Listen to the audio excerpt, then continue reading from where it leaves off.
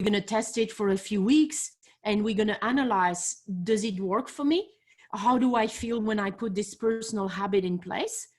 And then from there, observe, right? It's bringing that awareness where you observe the difference it creates in your life. And then you decide, I'm going to keep this one. I really like this one. Like, you know, it's the non-negotiable I talk about in the book. It's like okay, so I'm going to put you on the spot, Eli.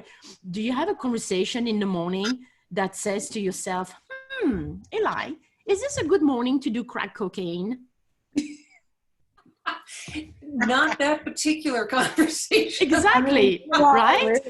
Because it's non-negotiable, ladies. It's just like we don't even have that conversation. Now, I'm going to ask Lubna, do you have a conversation in the morning that says, is this a good morning to brush my teeth? No, but because it's, right? I actually have to share something. And it must have like sunk in like deeply, because I have in my lockdown here in front of this, which I'm very grateful to be by a beach. And I was inspired by Laura's 5 a.m. Club with the cold shower. I'm like, oh, I wish I could. And then the opportunity to jump in this water in the cold and make a routine of it. And even when it's windy or kind of rainy, the anchored, you know, the inspiration for more anchored in your non-negotiable. And I was dragging myself today, and it was windy and cold, and I'm like, oh, it's the non-negotiable. Yeah, exactly. Yeah. So I love it. Thank you for sharing that. And it's really, you know, we realize what works for us and what doesn't work.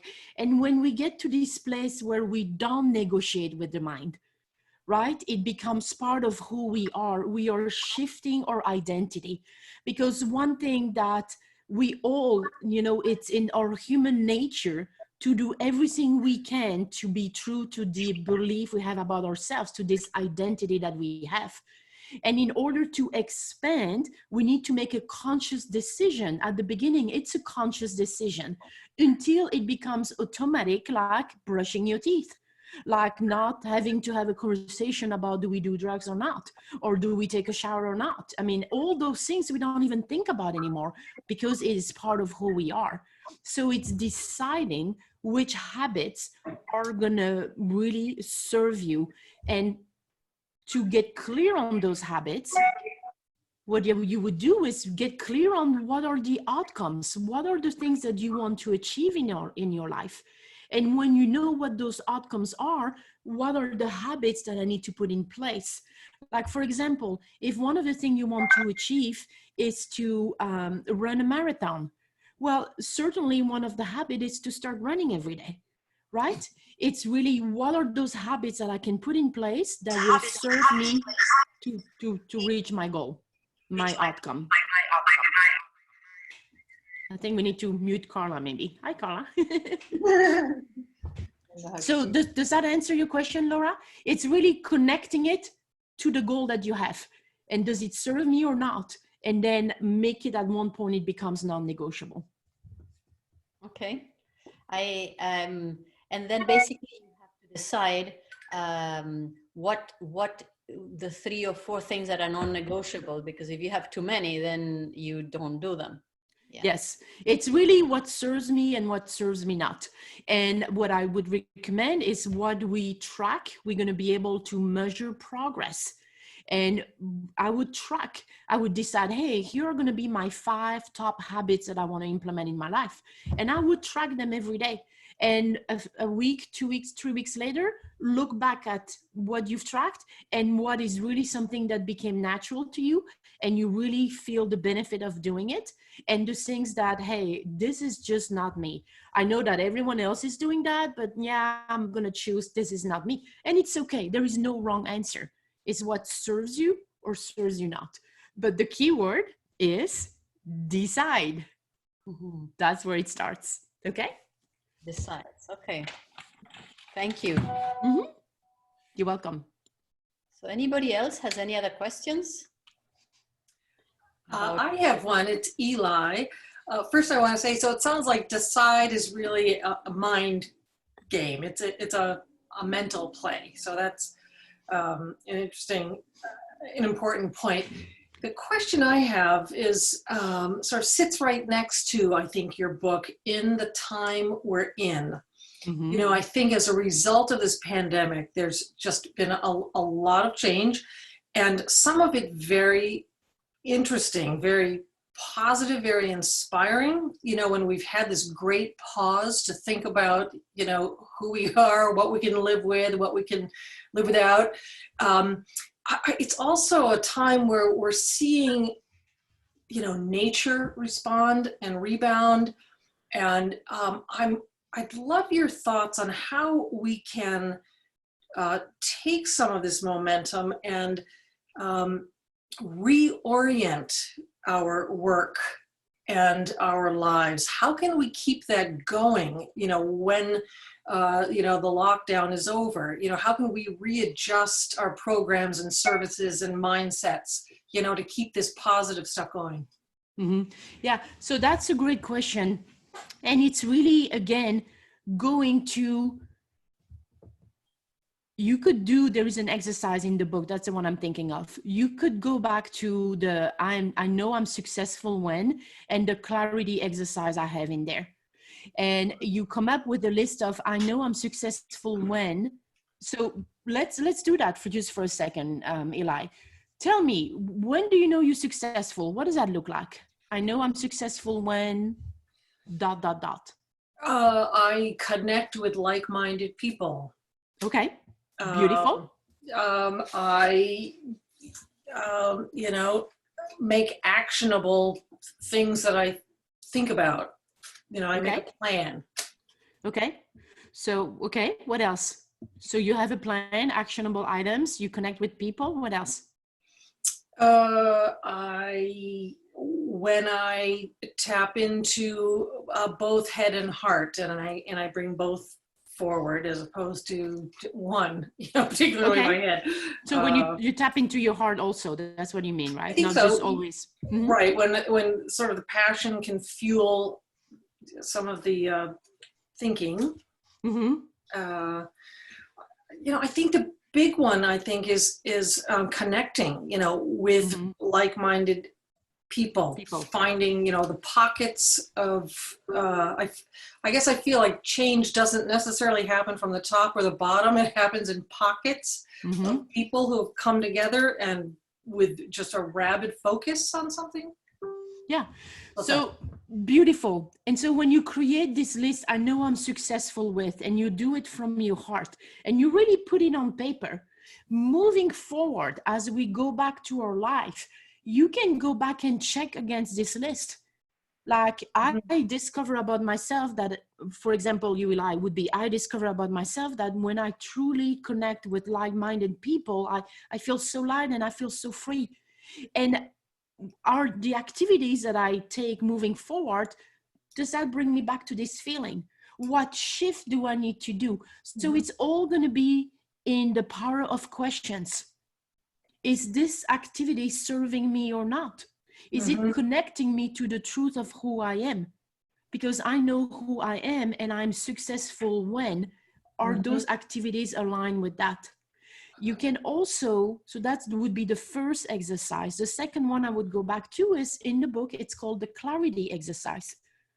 And this is where you take a really deep, honest look at where you are today.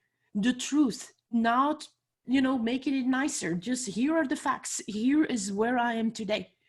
And then you project yourself to, let's say, May 2021.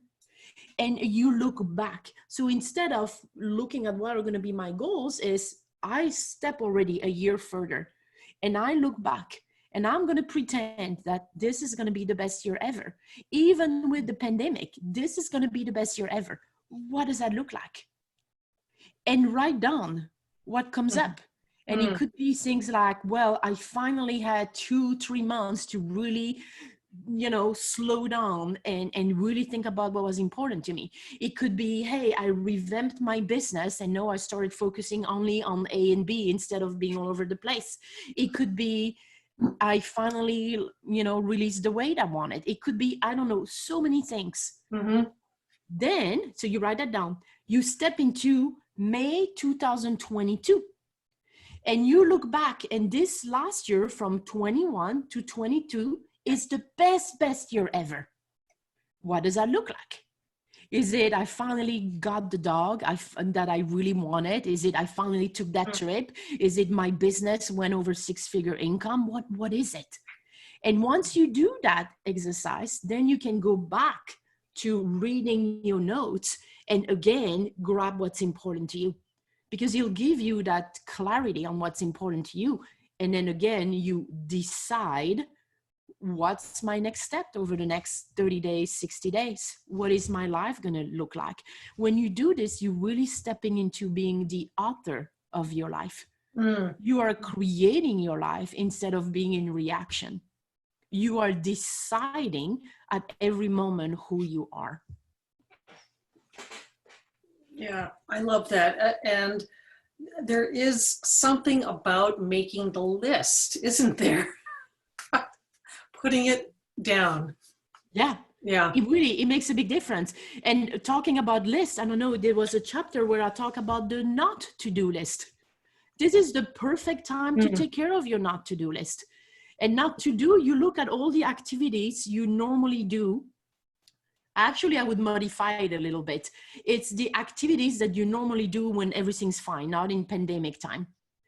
And I would write them down. And then I would separate in 3 categories. One is, what are the things that I really don't need to do anymore? I've decided now that I went through this pandemic and I took the time to really connect with myself, things that moving forward, I'm never going to do again. What are the things that I can delegate that honestly, it really doesn't serve me? It needs to be done, but it doesn't serve me to do myself. And what are the things? So it's delegate, automate, and eliminate. So we went through eliminate, delegate, and automate. What are the things that I'm doing that are taking so much time, and there is an easier way to do? And you say you like to have system and a plan in place, so you're going to like this. What are the things that, I can figure out a different system and make it better? And you having that list ready for when we all get out of this could be a great asset also. Because you really, we have a chance, an opportunity to reinvent our life right now. We really do. To me, the $10 million question is, how do we apply your thinking to the systemic world? I know. So I think we have to capture it in its modules, and I think it's superbly structured actually. And then it has to be, I think, made into a journey, a playful journey with characters that you assume or you assign from your life to it. And then you go through the journey that we're being walked through as we're listening, because we're each visualizing something. So we use technology to create a playful learning environment where we can reprogram ourselves rather than being reprogrammed by everything else, by the environment, companies, or the alternative, the other side, the status quo side, the side that wants to take us to being fuel and processing power for the few that control the machine. That's how I think I described it in the alternate, and that electronic leash that we submit to in the name of safety, or and when it's not real safety. So we have to understand what we are, who we are, and this game will help us do that. Yeah, it's who we are, right, Lubna? It's who we are and where we're going and what are the tools we have. But it starts with us. No matter what's going on around, it starts with us. And that's the first place. It's like deciding, who am I through this? Who do I want to become? And start with those tools right there. Because remember, one thing I shared in, I believe it was probably our first webinar, it's those 3 beautiful questions. Do I focus on what's great or what's missing? Question number one, focus on what's great or what's missing. Question number two, do I focus on what I can control or cannot control? So can or cannot control. And question number three, do I focus on the past, the present, or the future? Do I focus on the past, the present, or the future? So really quickly, number one is what's great, what's missing. Number two, control, cannot control. Number three, past, present, future. And more than ever, those questions are crucial because every day we need to decide. Do I focus on what's missing? I could not see my friends right now. I've been stuck here. I'm missing this. I'm worried about the money, and we focus on the lack. Or can we find a joy every day? This morning, I had a beautiful coaching call with someone from Canada. And she started the call. I always ask, Laura knows this, I always ask, what can we celebrate? And so she started the call by saying, it feels like spring here and I can see the tree change. And so she was really focusing on what's great. And then we dive into the stress of her being a doctor and what that entails. But we have to make that conscious choice, focusing on what's great right now, every morning, no matter what. Focusing on what I can control. Can we control what's going on in our world? No, but we sure can control how we respond to it. We sure can control what mindset we bring to the day every day. We sure can control what's going to be the outcome of this lockdown, right? Am I going to come out of this being an expert in Netflix show and with 20 pounds heavier? Or am I going to come out of this with new skills and finally, have worked on my weight and whatnot? We can control that. And then do I focus past, present, future? Right now, everyone's tendency is to totally worry about the future. But the truth is, none of us know. What we know is this will end. What we'll know is the next 2 years might be really chaotic, right?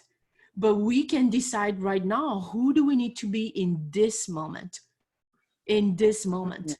Mm-hmm. And then who do we want to become?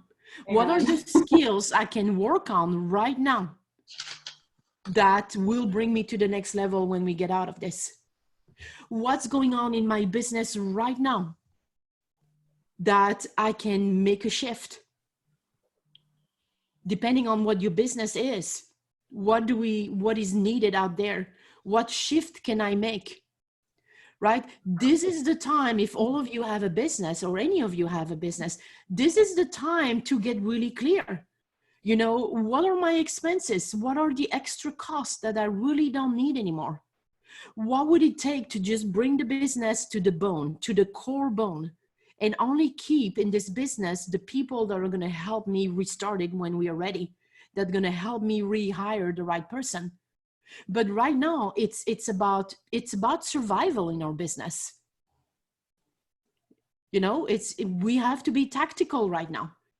We have to be really clear. We have to remember, looking at our business, that really cash is king.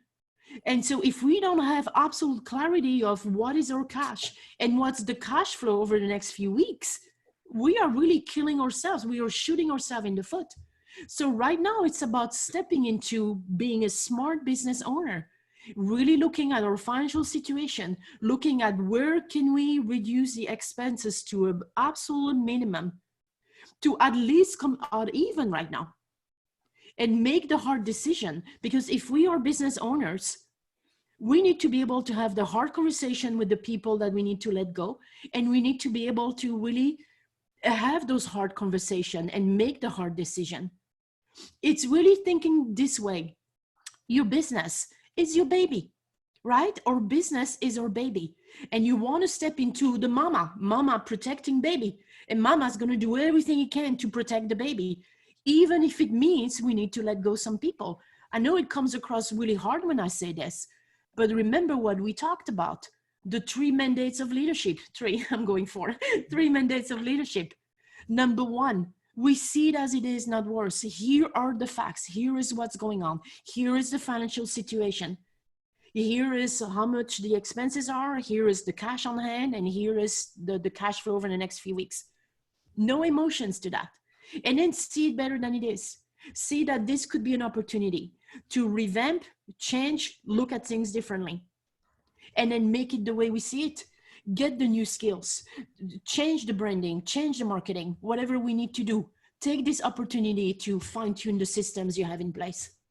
This is our time to shine, but we got to decide to step into that moment. Does that make sense? Brilliant sense. Yeah. Beautiful sense. Thank you. You're welcome. Yeah. Yeah. I don't want to take up all the airways.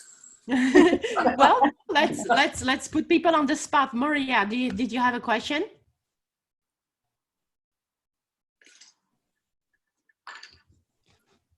Maria, it's me?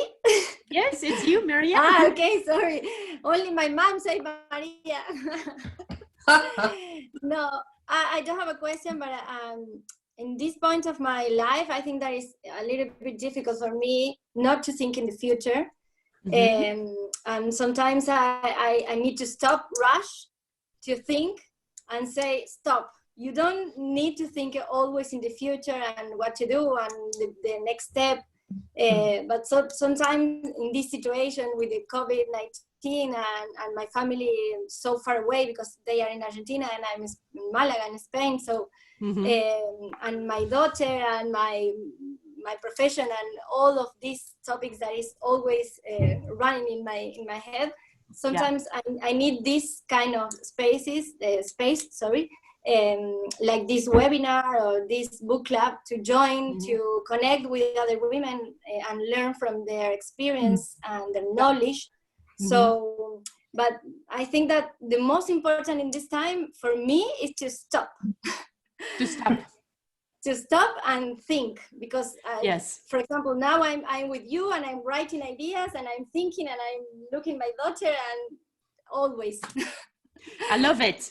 I love it, Maria. And it's true, right? It's when we want to be balanced, we focus on what's great, what we can control, and we got to be in the present, but still with a view on the future. I'm not saying here, don't worry about the future. I'm saying be focused on the present and start working to create that better future. So you must have clarity on as much certainty as we can have right now.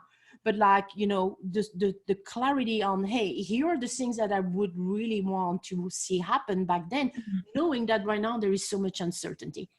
But the quality of your life is going to be in direct proportion of how much uncertainty you can handle, because there's so much uncertainty. And so if you dig into that uncertainty, you're going to have very stressful day right now. I mean, mm-hmm. that's the truth. What can you be certain of would be a great question. You know, I'm all about asking great questions, right? So you could ask yourself, what can I be certain of today?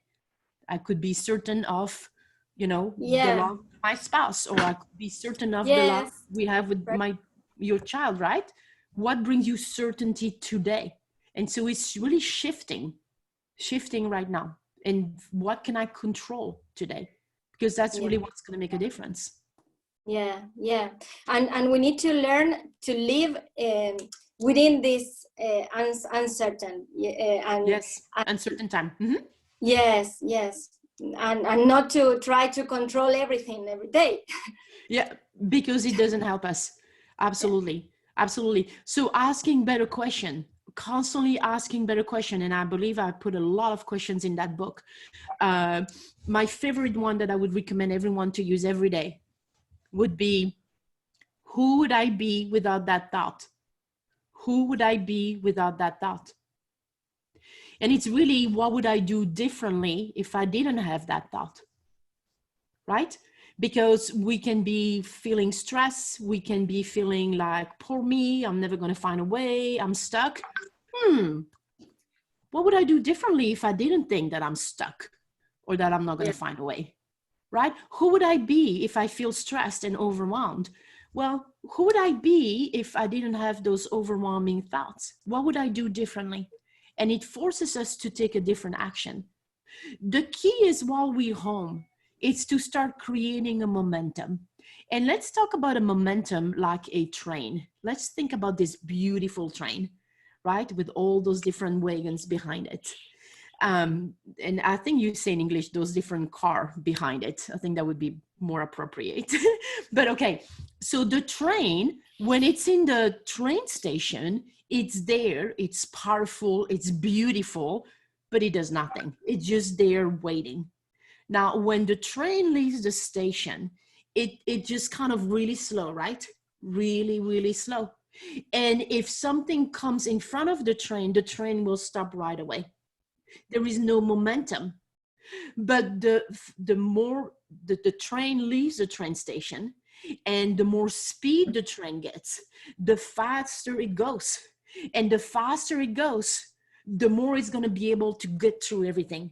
If a train at high speed can go through a wall, something it would not do when it's just starting. And so for you here is find ways to create that momentum. What is that one step I can take today? And then one step I can take tomorrow. And that next step, because most of us are in a hurry and we already want all this to be accomplished and we want to be the train at high speed. But when we do that, we are focused everywhere and we accomplish nothing. We're all over the place, and that's when we go to a place of overwhelmed. The minute we go back to basics, what is one thing I can focus on today? What are 3 actions I could take today that's going to get me a step further? And the next day, and the next day, we're putting speed into our train. And at one point, we'll be unstoppable because we are creating this momentum. So this is a time, ladies, to create momentum in your life. That makes sense? Mm-hmm. Amazing. Yeah. Yeah. I read something that touched on that stuck with me, just a tiny expression that took the idea of what's the next step and it reframed it as what is the next right step. That's like all you can do, and just even contemplating the right step is different from just the next step. Yes. It was a shift in my thinking. I love it. And I'm going to capture it because I've heard that before, but I'm actually going to capture it. What is the next right step? Right step. Yeah. I love it. Thank you. And That's I a love, great insight. I think we'll find that we will need to sort of step inward so that we can step beyond this this framework that we're trapped in. It's like fish trapped in a net and sort of stuck, but having a storm that has come and there is a new order to come, and we're breaking loose, and there is a reset. I think like Kim said in her talk, when where we can now choose actually how we emerge from this period of lockdown, which is long enough for a reset of most people's habits and thinking. So the words we're using now, the frameworks, the mindsets that we are living by, are we driven by fear? Are we talking about physical distancing or social distancing? Are we looking at each other compassionately and with gratitude and forgiveness? Or are we looking at each other with distrust and fear? Are we co-creating or are we just competing? Are we sharing or are we taking? And I think the choices are easy, and we have made them, and all the women here, which Laura has brought us all together, are anchors and or activators. And so I think this is an amazing incubation period for a rebirth of, and I think I'm on this campaign. I have this theory that we were dyslexic when we said humankind, and we're actually kind human. So if we think of ourselves as we emerge from this as kind human, and on daily basis ask ourselves, how can I be kind to earth today? How can I be to creation? How can I be kind to a total stranger, has nothing to do with me, not my buddy or best friend? And how, which was the hardest one for me, it's to be kind to myself. And we, I think, that would be, if that's it just, do you think we could have the other 4 more women that are in to participate before we only have like 20 more minutes? Yeah, so Marissa, Carla, and Hella, hello. Do you have any questions or anything you want to share? No, I'm so sorry. hello, Miss. I'm so sorry. I was late coming in. I had a little bit of a emergency, but things are good. So I'm very grateful to be here. Great to have I'm you. so And happy. remember, life happens for you, right? It's always the way it's supposed to be, and it's to remember that, because then we are not in a victim state. Yeah. It's not like, oh, this happened to me. No, life happens for us. What can I learn from this? Right? We never know. Sometimes something happened and it protects us from something else, and we might not even never know about it. But life happens for us. It gives us a totally different perspective right away. So very good. Glad to have you here. And Carla, did you have a question? No, I want to share some thoughts. First of all, hi to everybody. Hi. I don't know how the email came to me, but I am very glad to be here. I haven't read your book, but I will buy it, of course, or read it on the internet. I would like to share some thoughts. First of all, personally, I am very grateful every day. Mm-hmm. I thank God for all what I have, for being healthy first, for my family, for being at home, safe, for having food, no? Mm-hmm. That's the first thing that I thank every day. And we are in summertime here. I live in Peru, so that is even a gift. Yeah, it's the right time. In these circumstances, yes. And the second thing that I am meditating every day is that this has happened for a reason. And we as human beings and as women, we have to think about this as an opportunity to collaborate with our community and to come from this situation better people, better persons. And I think for me is something that I haven't lived before. Well, we have lived terrorism and bad things in our country, but this is like a situation that is unique. But at the same time, I think it's an opportunity, you know, to become better people. Yeah, absolutely. Absolutely. I don't know if you had a chance to listen to the first 2 webinars, and if not, ask Laura to send you the recording, but that's exactly what we talk about, giving you the tools to see this as an opportunity. And who do I need to be, number one, into this pandemic? Who do I need to be? How am I going to show up every day? And then who do I become? What story am I creating through this? Because this is my chance to step up. This is my chance to take my life to the next level. This is my chance to make a difference in the world.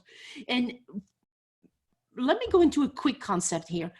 A lot of people are feeling like, well, okay, this is my chance, but I don't even know what my life purpose is, right? We have this big, like, we have a life purpose and I don't even know what it is.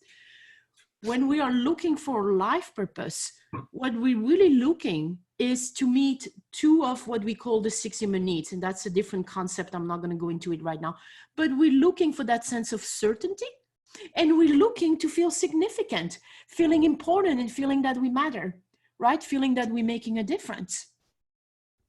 And the truth is, life purpose, yes, it's out there, and we're going to make a difference, and we matter, and we have that sense of certainty. But we don't have to find it out there. It starts right here. As Alumna said, it starts within, right? It really starts within. It's finding ways every day right now to bring meaning to our life, to be meaningful to someone else around us, to the people we live with, right? To make that extra conversation, the phone call, whatnot. It's all about, instead of looking at my big life purpose, I need to figure out what it is. It's about how can I bring meaning to my life right now, today? and then tomorrow.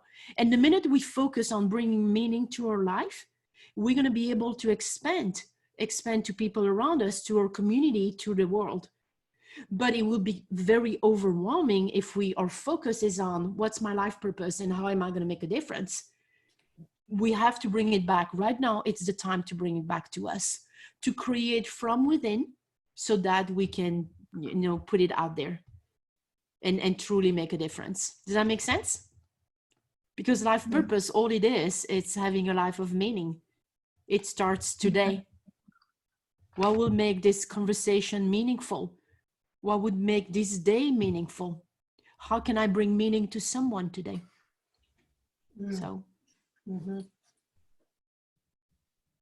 And Hella, did you have a question? Yeah, I had two thoughts there. Thank you very much for all your wisdom and your energy. And I loved both webinars. They were fantastic. I really enjoyed this. And thank you, Laura, for putting such amazing webinars and events. I'm so happy to be part of this community. One thought, well, two thoughts. The first one is when you said, how can I bring meaning today? I would say that every interaction and every, email connection, text, Zoom conversation is an opportunity to bring meaning to yourself and to someone else. And that's something that I've been, kind of building on from this belief that, every interaction is an opportunity to build trust. And kind of, when you said that you bring meaning to yourself and to others, it kind of came to my head, this epiphany that every conversation is about bringing meaning to yourself and to others. So that's something that I've been, kind of doing almost in a kind of intuitive way. But it's just kind of crystallized. And I've seen amazing kind of, results is the wrong word. Amazing kind of fruits of this, like it comes back to you. It's sort of, people tell you, they feel your energy. They feel that you're bringing your whole self. They feel that you are able to share your wisdom and you're not expecting anything, and they just kind of, it comes back to you. So I'm thriving, by the way, in this crisis. I'm just loving this. So both work-wise and professionally. So both work-wise and personally. But the second one, which is a kind of an idea, thought that came to me, is when you said, who would I be without this thought? And you may know Byron Katie. Yeah, of course, the work. Yes. And that's one of the 4 questions, right? That's one of the 4 questions. And so, she's obviously the epitome of wisdom, and many people that I respect when it comes to sort of self-awareness and understanding. And she the work of Byron Katie. And the 4 questions are: is it true? Can you absolutely know it's true? How do you react when you believe the thought? And who would I be without the thought? And then you take it one step further and you say, what then happens if you flip the thought around? And that's actually, to me, I think that's such a powerful thing to do on a daily basis, because we do have this kind of avalanche almost of thoughts. And, this is a perfect time to meditate. So that's something for me that's been essential to be able to kind of thrive through this. But, one way of just watching the thoughts, but at the other side, you could also flip them around.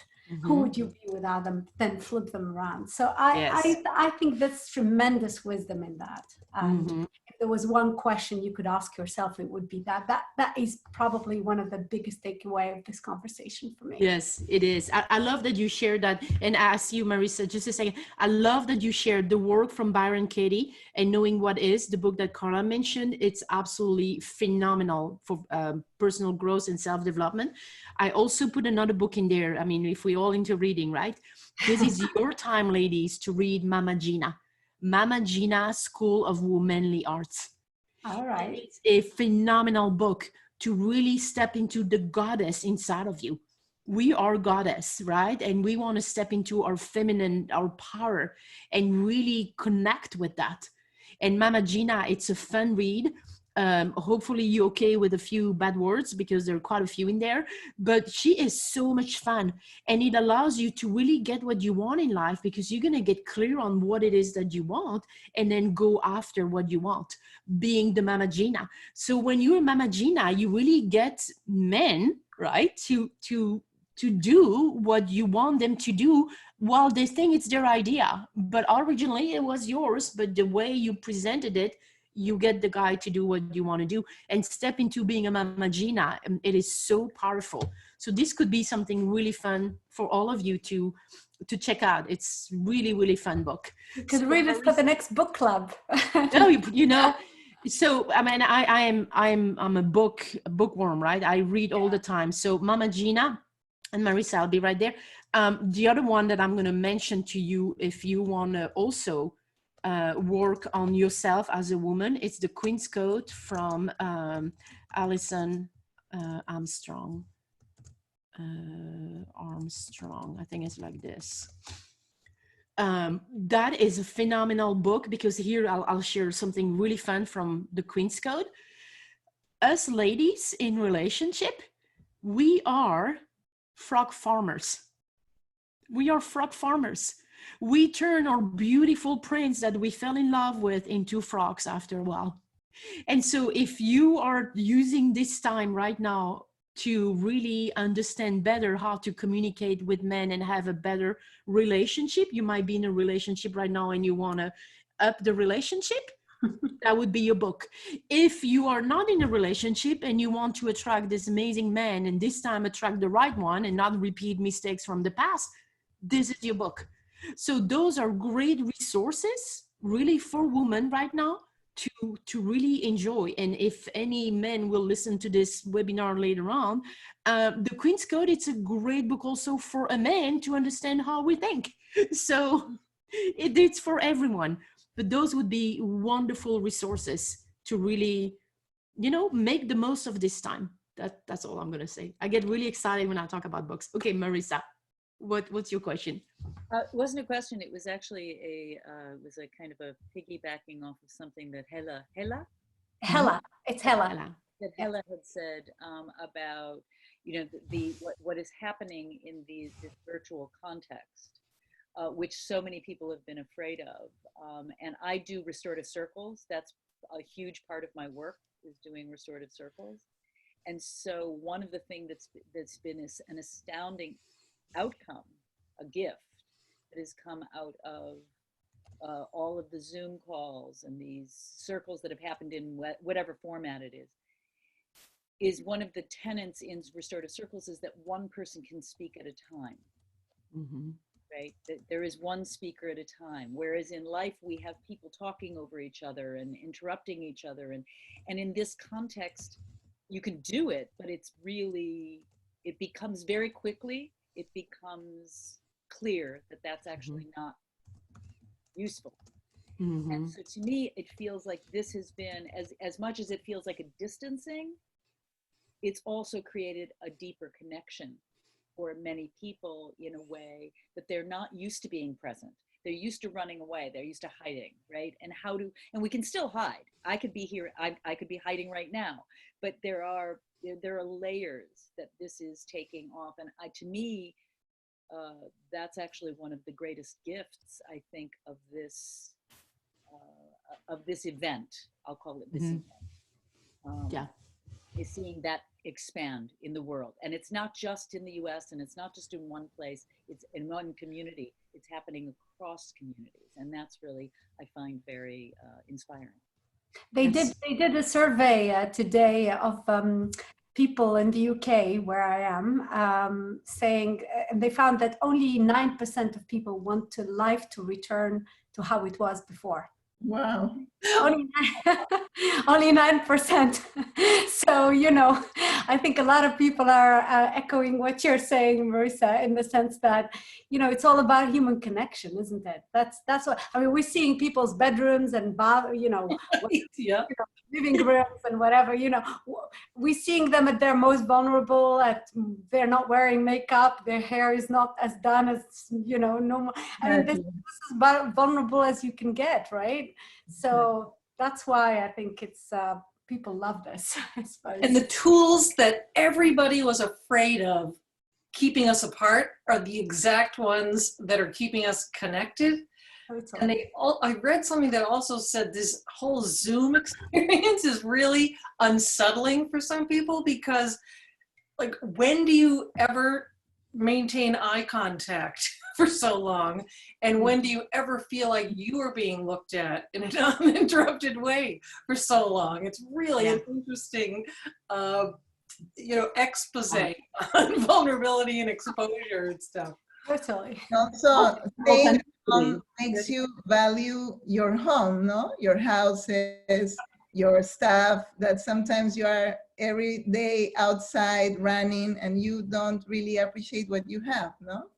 Mm-hmm. Well, don't you feel like most of the time when you interact with someone, they are outside of their habitat?